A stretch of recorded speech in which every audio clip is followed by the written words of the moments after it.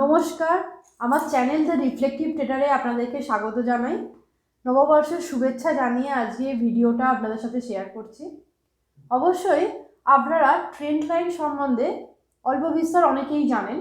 একদম যারা বিগিনার্স বা ট্রেন্ড লাইন কীভাবে ইউজ করতে হয় সেটা আমাদের ট্রেডিংয়ে কীভাবে সহায়ক হবে, সেই কারণে আজকে একটা ভ্যালুয়েবল ট্রেন্ড লাইন নিয়ে ট্রেন্ড লাইনের গোল্ডেন একটা নাগেটস আপনাদের সঙ্গে শেয়ার করব, এবং বা গোল্ডেন রুলস বলতে পারেন, যেটা ট্রেডিংয়ের উন্নতির অবশ্যই সহায়ক হবে। দেখতে থাকুন ভিডিওটা। আমার সঙ্গে আছেন আমার হাজব্যান্ড সুরজিৎ চক্রবর্তী। নমস্কার। উনি আজকে ভিডিওটা কন্টিনিউ করছেন। স্টার্ট করুন। তো আমরা আজকে যেটা করব সেটা হচ্ছে আপট্রেন্ড এবং আপট্রেন্ড লাইন এবং তার কিছু গুরুত্বপূর্ণ আমরা ক্লু বা রুলস, যাতে কি না ট্রেন্ড লাইনটা খুব ভালো করে আমাদের কাজ দেয় বা আমরা প্র্যাকটিক্যালি যখন কাজ করব যাতে আমাদের সাহায্য হয়।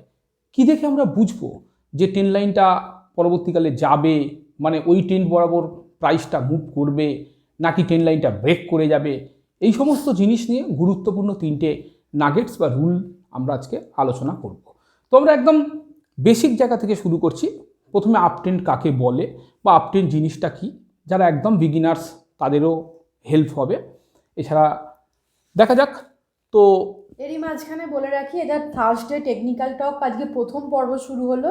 এইভাবে রেগুলার থার্সডেতে অবশ্যই টেকনিক্যাল টক নিয়ে টেকনিক্যালি আপনাদের সাথে এক একটা করে ভিডিও পর্বগুলো শেয়ার করতে থাকবো, দেখতে থাকুন। আচ্ছা, আপট্রেন্ড বলতে আমরা কি বুঝি? আপট্রেন্ড বলতে বুঝি হায়ার টপ এবং হায়ার বটম, মানে একটা series of higher top and higher bottom. Okay, তাহলে দেখা যাক। আমরা এখানে একটা আপট্রেন্ড এঁকেছি। কি দেখছি? এটা একটা বটম, এটা হচ্ছে বটম 2, এটা বটম 1, বটম 2, বটম 3, আর এটা হচ্ছে টপগুলো, টপ 1, টপ 2। তাহলে আমরা এখানে কি দেখছি? আমরা দেখতে পাচ্ছি যে দ্বিতীয় টপটা প্রথম টপের থেকে বড়, উঁচুতে আছে, হাইয়ে আছে, আর বটমটাও তাই, এই বটমটা এই বটমের থেকে উপরে আছে। প্রথম কথা, একটা ট্রেন্ড লাইন আঁকতে গেলে মিনিমাম কটা পয়েন্ট লাগে?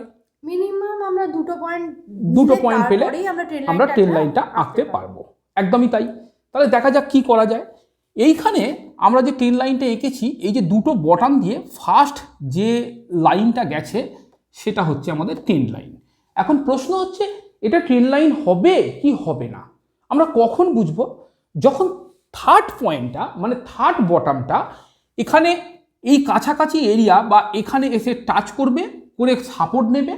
মূলত সাপোর্ট নিলে কি হয়, এই জায়গায় বুলিশ এনগলফিং ক্যান্ডেল বা হ্যামার ক্যান্ডেল যদি করে, বুলিশ এনগলফিং ক্যান্ডেল বা হ্যামার ক্যান্ডেল সব থেকে ভালো হয় যদি হ্যামার ক্যান্ডেল করে, এবং হ্যামারের যে লোয়ার শ্যাডোটা সেটা যদি এই ট্রেন্ড লাইনের নিচে থাকে এবং ক্লোজিংটা গিয়ে আবার ট্রেন্ড লাইনের ওপরে দিয়ে দেয়, সেটা কিন্তু খুব ভালো কাজ দেয়। এটা মানে ট্রেডারের জন্য একটা গোল্ডেন নাগেটস ছাড়া কিছুই নয়। একদম।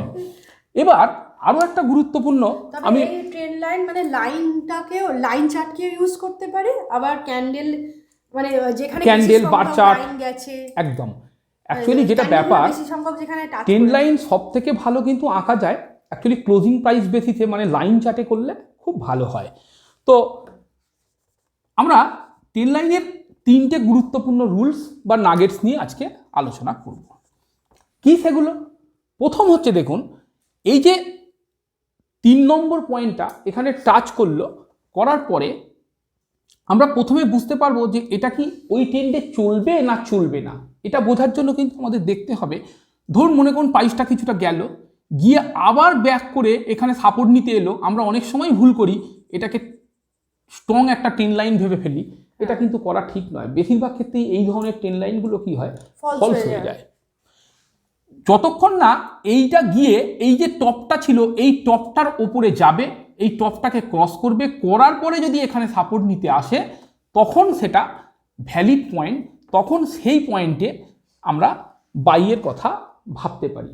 একটা ট্রেন্ড লাইনের জন্য সবথেকে ক্রিম জায়গা হচ্ছে তার 3 নম্বর এবং 4 নম্বর যে টাচের জায়গাটা, মানে সে যখন এটা ফার্স্ট, সেকেন্ড আর এই যে থার্ড বা এখানে আবার ক্রস করে এসে এই জায়গায় টাচ করে আবার সাপোর্ট নিয়ে ওপরে উঠছে, এই 4 নম্বর পয়েন্টটা হচ্ছে ট্রেন্ড লাইনের সবচেয়ে ক্রিম জায়গা। ঠিক। এবার এই ভ্যালিডিটি, ট্রেন লাইনের ভ্যালিডিটি তিনটে বিষয়ের উপর মূলত নির্ভর করে।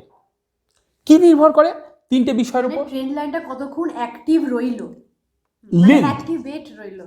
হ্যাঁ লেন্থ। অ্যাকচুয়ালি এই ট্রেন লাইনটা কত লেন্থ ধরে, মানে কত সময় ধরে হয়েছে, অর্থাৎ ট্রেন লাইনটা কত বেশি সংখ্যক ক্যান্ডেল বা বারকে কভার করেছে। যত বেশি সংখ্যক ক্যান্ডেল বা বারকে এই ট্রেন লাইন কভার করবে, ট্রেন লাইনটা তত বেশি স্ট্রং হবে। আবার উল্টোটাও বলে রাখা দরকার, এরকম স্ট্রং ট্রেন লাইন যত বেশি স্ট্রং, সেই ট্রেন লাইন যখন ব্রেক করবে তার উল্টো দিকে মুভটা, অর্থাৎ ব্রেক করলে নিচের দিকে ফলটাও কিন্তু একটু ভালোই হয়।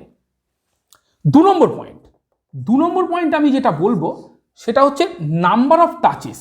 নাম্বার অফ টাচেস অর্থাৎ কতবার টাচ করছে। যত বেশিবার এটাকে টাচ করবে এবং সাপোর্ট নিয়ে ওপরের দিকে চলে যাবে, তত এই ট্রেন লাইনটার ভ্যালিড, তত বেশি শক্তিশালী এই ট্রেন লাইনটা। তার মানে ততবার এই ডায়নামিক যে লাইনটা যাচ্ছে, তত ডায়নামিক লাইনের ডিম্যান্ড তত বেশি বেশি দেখা যাচ্ছে, তত বেশি এটা ভ্যালিড। তার মানে আমরা প্রথমে কি শিখলাম? আমরা প্রথমে শিখলাম লেন্থ, অর্থাৎ যত বেশি ক্যান্ডেল জুড়ে এটা হচ্ছে তত বেশি স্ট্রং হচ্ছে।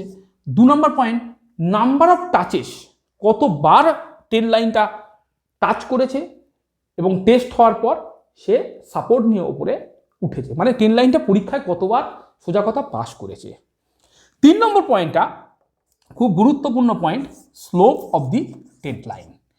Slope of the train line অর্থাৎ ট্রেন লাইনটা, এই যে দেখুন এটা একটা অ্যাঙ্গেল, তো এটা একটা, যদি আমি অ্যাঙ্গেল করি, একটা অ্যাঙ্গেল, কত স্লোপ বা কত কোণে ট্রেন লাইনটা উঠছে, এটা খুব গুরুত্বপূর্ণ একটা বিষয়।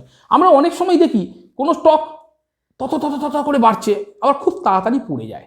ট্রেন লাইনের ক্ষেত্রে খেয়াল করবেন, যদি ট্রেন লাইনের স্লোপটা 60 ডিগ্রির কাছাকাছি হয় বা তার বেশি হয়, তাহলে মুভ কিন্তু খুব কুইক হবে। সেক্ষেত্রে কিন্তু আপনার যখন প্রাইস পড়ে যাবে না, 90 ডিগ্রি অ্যাঙ্গেলে পড়বে, হু হু করে পড়বে। কাজেই এইরকম সময় যখন এইভাবে যদি প্রাইস বাড়তে থাকে, তাহলে কোনো বিয়ারিশ সিগন্যাল বা রিভার্সাল সিগন্যাল এলেই আমাদের প্রফিট বুকিংয়ের কথা, যেটা খুব গুরুত্বপূর্ণ ব্যাপার। এবং 2024-এর ভোলাটাইল মার্কেট খুবই ভোলাটাইল হবে ট্রেডারদের জন্য। সেক্ষেত্রে প্রফিট বুকিং একটা খুব গুরুত্বপূর্ণ ফ্যাক্টর হয়ে দাঁড়াবে, কারণ আপনার অ্যাকাউন্টে বারবার প্রফিট দেখেও দেখবেন সেটা এভাপোরেট হয়ে যেতে পারে। তো সেই জায়গাটা ভাবতে হবে, মানে একটা করে নতুন হাই ইন্ডেক্স করছে, তারপরেই কারেকশন এসে যাচ্ছে। তো এখন ব্যাপারটা হচ্ছে স্লোপ। তাহলে একটা ট্রেন লাইনের স্লোপ খুব গুরুত্বপূর্ণ। আর তাহলে এ তো বললাম যে কোনটা সচেতন হওয়ার ব্যাপারটা, কোন স্লোপটা হেলদি। মোটামুটি দেখা যাচ্ছে যে 35 থেকে 45 ডিগ্রি অ্যাঙ্গেলে যখন স্লোপ করে একটা ট্রেন লাইন ওঠে, সেক্ষেত্রে ট্রেনটা যথেষ্ট হেলদি থাকে। তার কারণ এখানে আমাদের লিনিয়ার রিলেশনটা, প্রপোর্শনাল রিলেশনটা, সমানুপাতিক যে সম্পর্ক সময়ের সঙ্গে প্রাইস বাড়ার, মানে হেলদি রিলেশনটা এখানে মেনটেন হয়। এই হচ্ছে ব্যাপার। এইভাবে আমরা ট্রেন লাইনকে ব্যবহার করব। পরবর্তীকালে আমি চার্টে দেখাবো ব্যাপার স্যাপারগুলো। তো আজকে এই পর্যন্ত বললাম। তবে আপনারাও প্র্যাকটিস করতে পারেন, করে আমাদেরকে জানাতে পারেন। অন্যান্য স্টকে যে মানে যেখানে দেখতে পাচ্ছেন এরকম একটা হেলদি ট্রেন্ড লাইন হয়েছে, আপনারা মেনশন করতে পারেন। Thank you for watching my video. দেখা হচ্ছে নেক্সট ভিডিওতে।